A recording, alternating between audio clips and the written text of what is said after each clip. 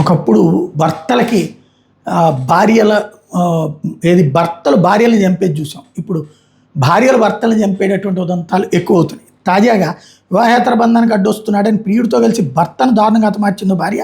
భోజనంలో నిద్రమాత్రలు కలిపి దిండుతో ఊపిరాడకుండా చేసి చంపేసింది.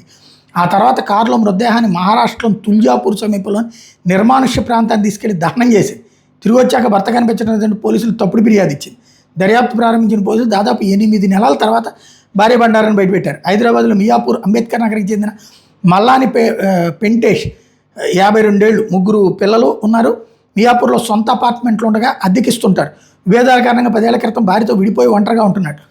ఈ క్రమంలో ఏపీలోని శ్రీకాకుళం జిల్లాకు చెందిన సత్యవతి వెంకటేష్ నిర్మిస్తున్న భవనంలో పని కోసం చేరింది. ఒంటరిగా ఉన్న పెంటేష్ ఇంట్లో పనులు చేసి దగ్గరైంది. వీళ్ళు కొన్నాళ్ళ తర్వాత పెళ్లి చేసుకున్నారు. అప్పటికే సత్యవతికి వివాహమైన విషయం దాచింది. వీళ్ళుండే అపార్ట్మెంట్లో నిజామాబాద్కి చెందిన మధుసూదన్ రెడ్డి అద్దెకుంటున్నాడు.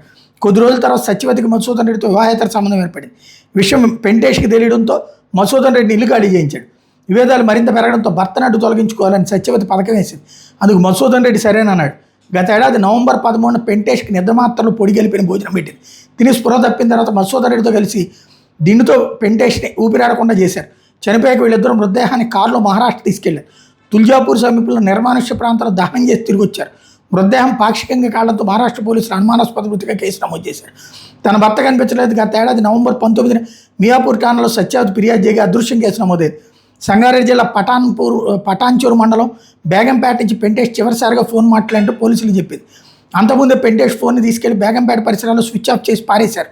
పోలీసులకు పెంటేష్ ఆచూకీ చిక్కలేదు.